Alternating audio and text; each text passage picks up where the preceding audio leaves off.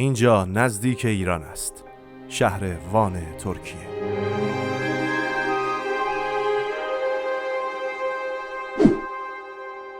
امروز می‌خوایم به دیدنی ترین های شهر وان بنشینیم.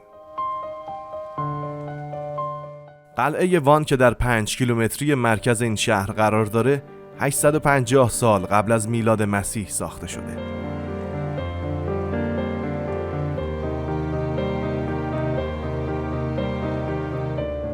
بر روی دیوارهای اون کتیبه‌هایی به خط میخی به زبان آشوری وجود داره. در قلعه وان سازه‌های غار مانندی وجود داره که برخی از اونها به اتاق‌های دفن پادشاهان معروفه. این سازه‌ها با کنده‌کاری روی سنگ ساخته شده و در دوره عثمانی به عنوان انبار و زرادخانه مورد استفاده قرار می‌گرفته. این قلعه بر روی صخره شیبدار روبروی دریاچه وان ساخته شده. اینجا زیباترین سازه‌ایه که از ایالت اورارتو باقی مانده. بر طبق افسانه‌ها قلعه وان توسط ملکه آشوری به نام سمیرامیس ساخته شده. ملکه‌ای که بر کشوری بزرگ حکمرانی می‌کرده.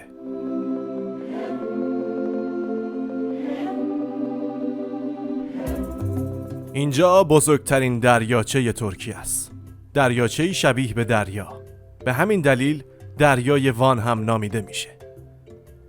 آب دریاچه به دلیل ساختار سودا و نمکی اون برای آشامیدن مناسب نیست.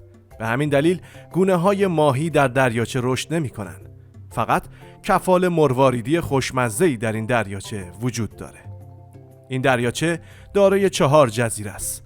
تمامی این جزایر در سال 1990 به عنوان منطقه حفاظت شده اعلام شدند. این جزایر پربازدیدند و از نظر تاریخی جزو مهمترین نقاط شهر وان هستند. دریاچه وان برای فعالیت‌های غواصی هم بسیار مناسبه. این دریاچه دارای 32 ساحله.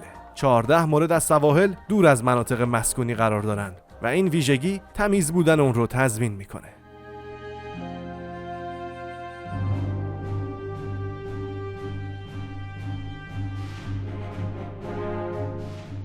جزیره آکتامار از جمله مناطقیه که هم تورهای تاریخی و هم طبیعتگردی رو ارائه میده. اینجا دومین جزیره بزرگ دریاچه وان به مساحت 70,000 متر مربعه. کلیسای آکتامار یا صلیب مقدس ویژگی‌های معماری ارمنی قرون وسطایی داره. حملات مغول و پس از اون آغاز جنگ‌های طولانی ایران و عثمانی خسارت‌های بسیار زیادی به این کلیسا وارد کرده. در سال 1915 میلادی همزمان با کشتار ارامنه اینجا متروکه شده. عثمانی‌ها کلیه کتب دستنویس کلیسا رو به داخل دریاچه ریختند و از بین بردند. ارتش ترکیه همچنین در سال 1960 میلادی در صدد منفجر کردن این کلیسا بود، اما با اعتراض اهالی منطقه این اتفاق نیفتاد. امروزه اینجا به جای عبادتگاه به یک موزه تبدیل شده.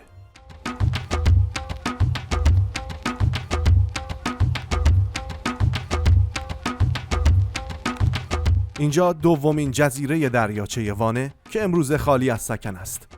اما زمانی اینجا عبادتگاه مسیحیان ارمنی و آشوری بوده. گفته میشه که در سال 1648 با زلزله‌ای که اتفاق میفته اینجا ویران میشه و سالها بعد مردم دوباره اون رو بازسازی میکنن. در زمان قتل عام حمیدیان در قرن 18 میلادی بسیاری به این صومعه پناه میبرن. اما در طول کشتار ارامنه این اتفاق دیگه تکرار نمیشه، چون پلیس‌های عثمانی از دسترسی مردم به این جزیره جلوگیری میکنن.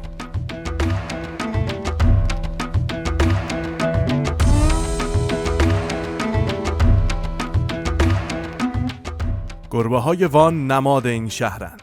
در اینجا گربه‌های بامزه که در خطر انقراض هستند نگهداری میشند.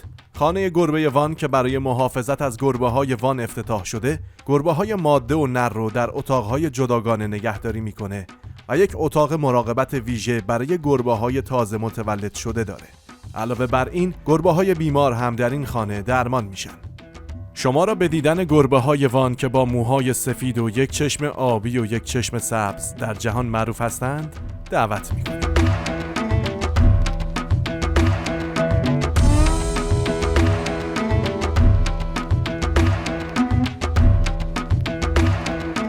آبشار مرادیه که در نزدیکی روستای کاراهان در 80 کیلومتری وان از توابع شهرستان مرادیه قرار داره، یکی از زیبایی‌های طبیعی این منطقه است. ارتفاع این آبشار حدود 5 متره که در بعضی از فصول سال عرض اون هم به 50 متر میرسه. اینجا یکی از مکانهای ایدئال برای استراحت و تفریحه. آبشار مرادیه که توسط گیاهان سرسبز احاطه شده، نه تنها در تابستان بلکه در زمستان هم تقاضای زیادی داره. می توانید یک پیکنیک یا کمپ در کنار آبشار داشته باشید که در تمام فصول منظره‌ای با شکوه رو به شما ارائه میده.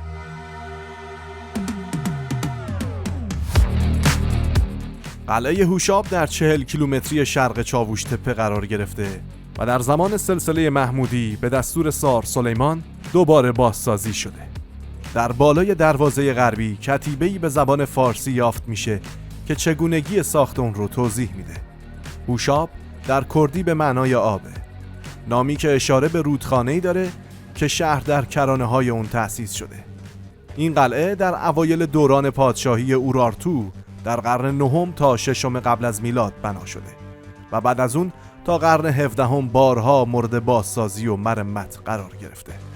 این قلعه 2 بار توسط عثمانی‌ها محاصره و آسیب‌های جدی دیده و سپس به یک جای متروک تبدیل شده. اورارتو یا ارمینا که بر پایه انجیل به آن پادشاهی وان و نیز پادشاهی آرارات نیز گفته میشه، نام تمدنیه که در عصر آهن به وجود اومد.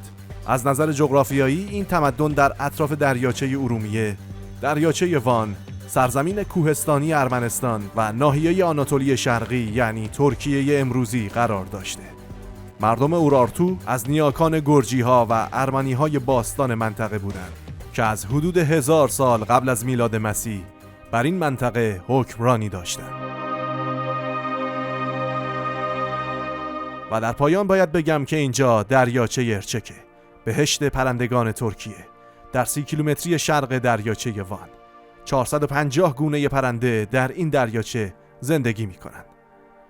در این دریاچه هر سال جشنواره فلامینگو برگزار میشه که تعداد زیادی از توریست ها به اونجا میرن.